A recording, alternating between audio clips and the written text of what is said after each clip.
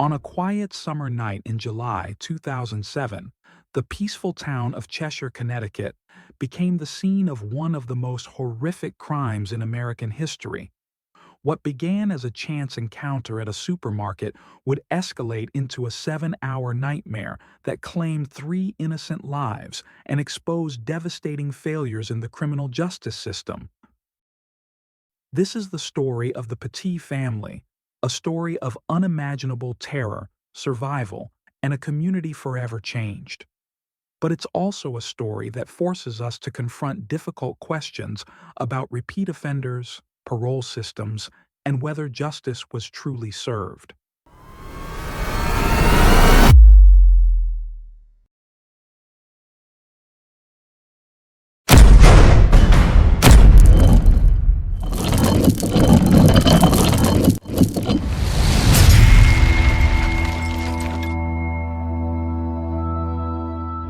Are you ready for the darkest stories Britain has to offer? Introducing our new book, Unreal True Crime, British edition. 35 shocking true murder cases that will keep you on the edge of your seat. Available now on Amazon in paperback and Kindle, or grab your instant PDF download from our website. Links are in the description below. Don't miss out. Get your copy today. And now, let's continue with today's case.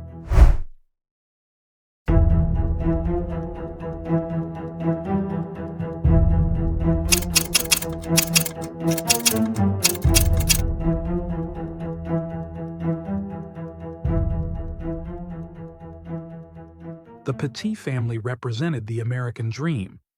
Dr. William Petit Jr. was a respected endocrinologist who had practiced in Plainville, Connecticut since 1989.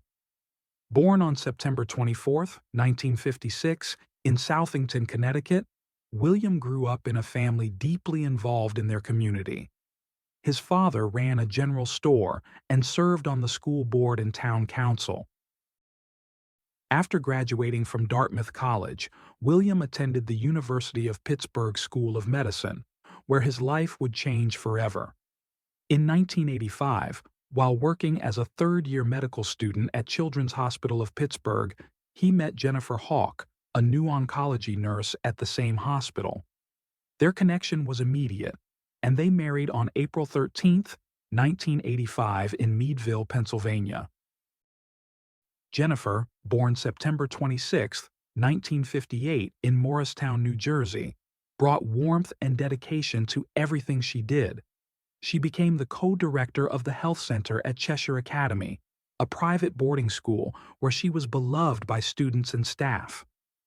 Despite being diagnosed with multiple sclerosis, Jennifer never let her condition define her. Instead, she turned it into a cause that would inspire her entire family. The Petits had two daughters who were the pride of their lives. Hayley Elizabeth, born October 15, 1989, was 17 years old in the summer of 2007. She had just graduated from the prestigious Miss Porter's School in Farmington, where she excelled in everything she touched. Hayley ran varsity cross country, played basketball and crew, maintained a spot on the high honor roll, and was elected Athletic Association head, a senior leadership position. She had been accepted to Dartmouth College, her father's alma mater, where she planned to study medicine and continue the family legacy of service. But Hayley's greatest passion was fighting multiple sclerosis in honor of her mother. She captained a walk MS team called Hayley's Hope and won a school award for exceptional community service. Her dedication to this cause would become part of her lasting legacy. 11-year-old Michaela Rose Petit, born November 17, 1995, was the family's creative spirit. She attended Chase Collegiate School in Waterbury and loved cooking, often preparing elaborate meals for her family. On July 22, 2007, she went shopping with her mother to buy ingredients for a special dinner she planned to cook that evening. Michaela had already decided that when Hayley left for college, she would take over the MS fundraising team and rename it Michaela's Miracle. The Petits were deeply embedded in their community. Their home on Sorghum Mill Road in Cheshire was a place of warmth, achievement, and hope. They had built a life that many would envy: successful careers, bright children, and a strong commitment to making the world better. But unknown to them, they had been noticed by two men who would destroy everything they had built. Joshua Komisarjevsky was 26 years old in 2007, with a history of burglary convictions and drug abuse. Born on August 10, 1980, he had been adopted by Ben and Jude Komisarjevsky into a family with deep ties to the arts. His grandfather was the renowned theater director Theodore Komisarjevsky. But Joshua's life had taken a dark turn. He had spent years in and out of the criminal justice system, and by July 2007, he was on parole. Stephen Hayes, 44 years old, had an even longer criminal record dating back to a burglary conviction in 1981 when he was still a teenager. Born on May 30, 1963, Hayes had spent much of his adult life cycling through the prison system. Court documents would later reveal a disturbing pattern of cruelty that began in childhood, including severe abuse toward his younger brother. The two men had met through a halfway house drug treatment program. Both were supposed to be under supervision, monitored by the parole system designed to protect the public. But on July 22, 2007, they were free to walk the streets of Cheshire, planning their next crime. Sunday evening, July 22, 2007, seemed like any other summer day. Jennifer Hawke-Petit took 11-year-old Michaela to a local supermarket. Michaela was excited about the special dinner she planned to cook for her family. As they shopped for ingredients, they had no idea they were being watched. Joshua Komisarjevsky spotted them in the store. Later testimony and trial evidence would reveal that he followed Jennifer and Michaela from the supermarket back to their home on Sorghum Mill Road. He observed the family, their routine, their beautiful home. He saw opportunity. He saw targets. That evening, Komisarjevsky contacted Stephen Hayes.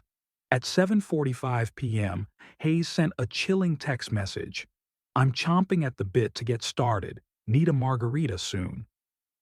Over the next hour and a half, between 8:45 p.m. and 9:20 p.m., the two men exchanged texts that prosecutors would later use as evidence of premeditation.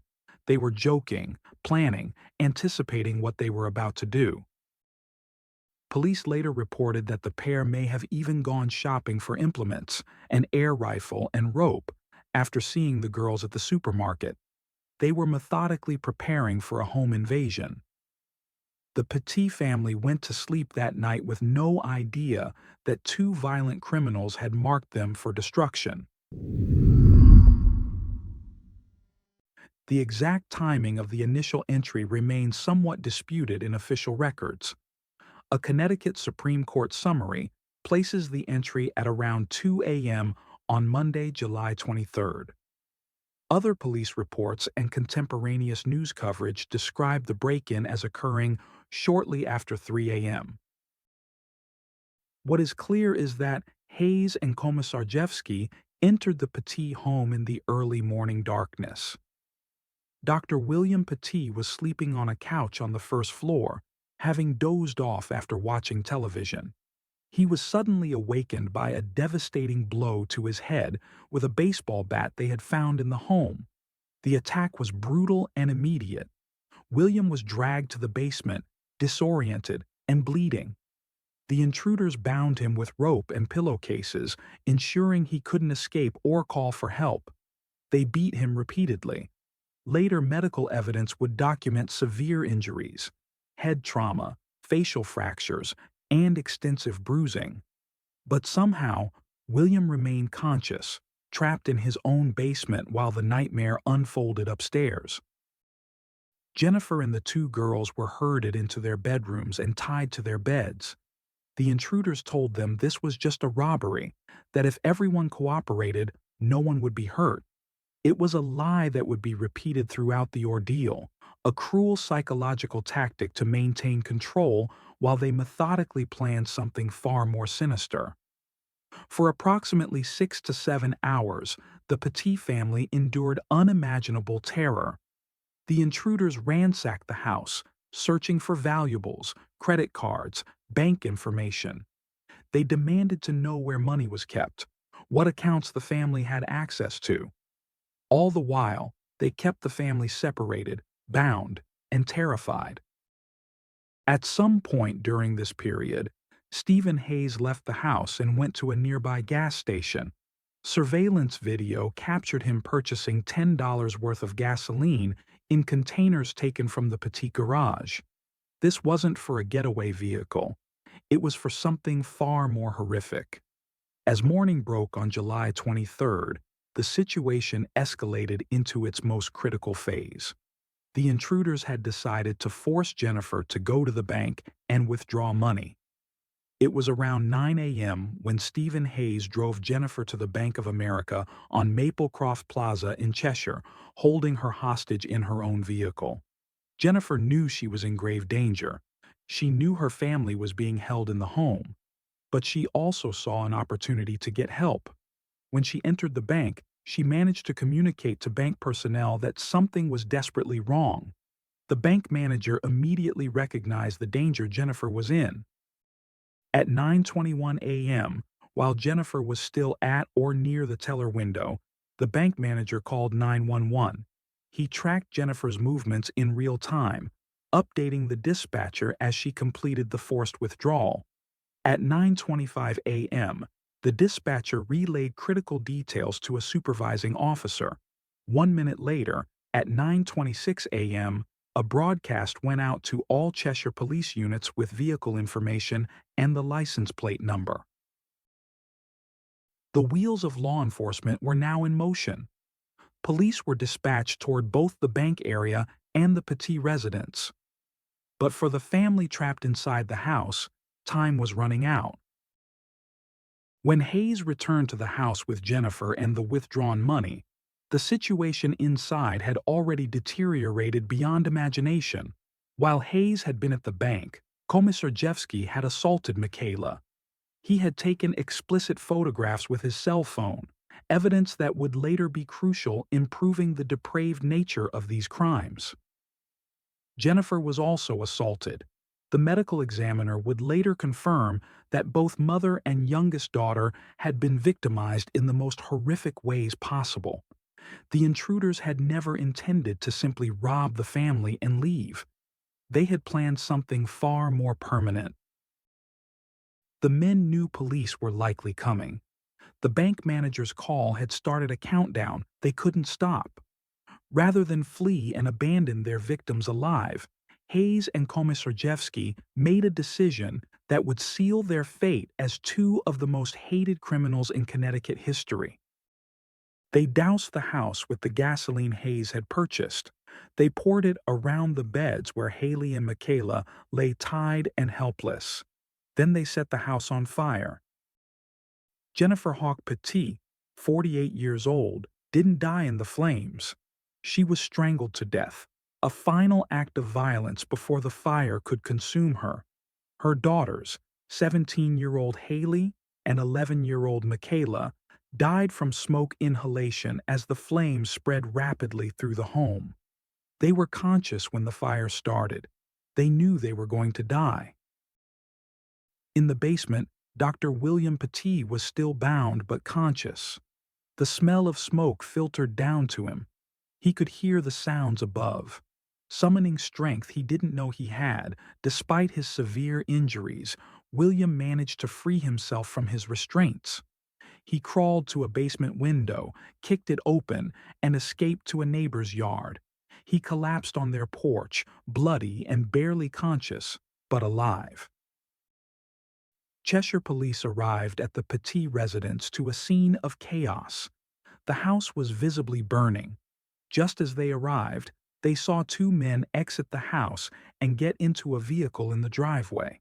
These were Hayes and Komisarjevsky, attempting to flee the scene of their crimes. What happened next unfolded in seconds. The suspects started the vehicle and began to back out. Police moved to block their exit. Rather than surrender, the suspects rammed their vehicle into multiple police cruisers, trying desperately to escape. But the collisions disabled their vehicle. They were trapped. At gunpoint, both Stephen Hayes and Joshua Komisarjevsky were taken into custody. They were arrested at the scene while firefighters rushed to battle the blaze, consuming the Petit home. When firefighters finally suppressed the fire and could safely enter, they discovered what everyone had feared. 3 bodies were found inside. Jennifer, Hayley, and Michaela had all perished. The only survivor was Dr. William Petit, who had been transported to the hospital with life-threatening injuries. Multiple scenes had to be secured. The bank where Jennifer had made her desperate silent plea for help, the burning home where 3 women had died, and the collision site where the suspects had been arrested. The Cheshire Police Department, Connecticut State Police Central District Major Crime Squad, and the State Fire Marshal's Office all responded to what had become one of the most heinous crimes in Connecticut history. The investigation that followed built an overwhelming case against both perpetrators. Text messages between Hayes and Komisarjevsky from the night before the crime showed clear premeditation. Their joking, anticipatory messages about getting started demolished any defense that this had been a burglary that spontaneously escalated. The cell phone belonging to Joshua Komisarjevsky contained photographs that were almost too disturbing to describe. Digital images showed the victims bound and included explicit photos of the assault of Michaela. Technology expert John Farnham testified about these images at trial, and they became crucial evidence linking Komisarjevsky directly to the assault charges. Bank surveillance video showed Hayes with Jennifer during the forced withdrawal. Gas station surveillance showed Hayes purchasing the gasoline shortly before the arson. The timeline was airtight. Medical examiner Wayne Carver provided testimony about the causes of death. Jennifer had been strangled. Hayley and Michaela had died from smoke inhalation, their bodies found in their burned beds where they had been tied. The physical evidence from the fire scene showed ropes, restraints, and the accelerant patterns that proved arson. Perhaps most damning, laboratory officials testified that blood samples showed neither Hayes nor Komisarjevsky had alcohol or illegal drugs in their systems. There was no intoxication defense. They had been completely aware of their actions. On Tuesday, July 24, 2007, just 1 day after the murders, both suspects were arraigned in Meriden Superior Court. The state announced charges including kidnapping, burglary, arson, robbery, larceny, and assault. Each was held on $15 million bond. By Thursday, July 26, 2007, prosecutors announced they would seek the death penalty. Both men were formally charged with 6 capital felony counts, charges that made them eligible for execution under Connecticut law at the time. Stephen Hayes went to trial first. His trial began on September 13, 2010, more than 3 years after the crime. On October 5, 2010, the jury found him guilty on all counts. On November 8, 2010, the jury recommended the death penalty. On December 2, 2010, Judge John Blue formally sentenced Hayes to death. Joshua Komisarjevsky's trial began on September 19, 2011. On September 22, jurors heard his recorded confession. On September 28, they saw the text messages and heard medical examiner testimony about evidence of Michaela's assault. His defense team presented evidence of the abuse Komisarjevsky had suffered, hoping for mitigation in sentencing. The jury was unmoved. Komisarjevsky was also found guilty and sentenced to death. Both men would sit on Connecticut's death row, their appeals dragging through the courts while Dr. William Petit tried to rebuild a shattered life. The Petit murders became a watershed moment for Connecticut. On July 28, 2007, just 5 days after the murders, thousands attended a memorial service where Dr. William Petit eulogized his family. A community gathered at Central Connecticut State University to mourn 3 lives taken too soon. In the months that followed, the outpouring of support was extraordinary. On January 6, 2008, the Cheshire Lights of Hope event saw more than 130,000 luminaria candles lit in memory of Jennifer, Hayley, and Michaela. The Petit Family Foundation was established to continue the charitable work, especially the MS advocacy that had meant so much to the family. Then came an unexpected turn. On April 25, 2012, Connecticut enacted legislation that prospectively repealed the death penalty for crimes committed on or after that date. The new law didn't affect Hayes and Komisarjevsky, whose crimes had occurred in 2007. They remained on death row. But in 2015, the Connecticut Supreme Court issued a landmark ruling in a case called State v. Santiago. The court held that executing prisoners for crimes committed before the 2012 repeal would constitute cruel and unusual punishment under the Connecticut State Constitution. All death sentences were to be converted to life imprisonment without the possibility of release. In June 2016, Stephen Hayes was resentenced by Judge John Blue to 6 consecutive life terms without the possibility of release, plus an additional 106 years on related charges. Judge Blue's words at resentencing were final and absolute. With the gravity of these crimes and the depravity of your character, nothing more needs to be said.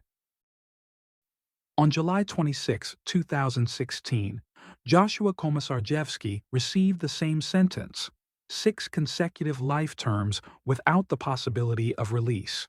Both men will die in prison.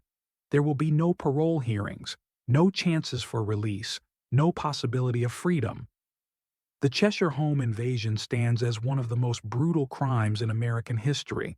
It exposed failures in the parole system, sparked debates about the death penalty, and left a community forever scarred. But perhaps more importantly, it showed us the preciousness of life and the devastating consequences when evil goes unchecked. Dr. William Petit survived physically, but he lost everything that mattered most. In the years following the tragedy, he has shown remarkable resilience. He has since remarried and had children, working tirelessly to honor his first family's memory through continued charitable work. The Petit Family Foundation continues to support causes that were dear to Jennifer, Hayley, and Michaela, particularly in the areas of education and multiple sclerosis research. William has become a powerful advocate for victims' rights and criminal justice reform. He has testified before legislative committees, spoken at conferences, and worked with lawmakers to strengthen parole supervision and improve the criminal justice system's ability to protect the public. His advocacy helped shape Connecticut's response to violent crime, including stricter parole guidelines and enhanced monitoring of repeat offenders.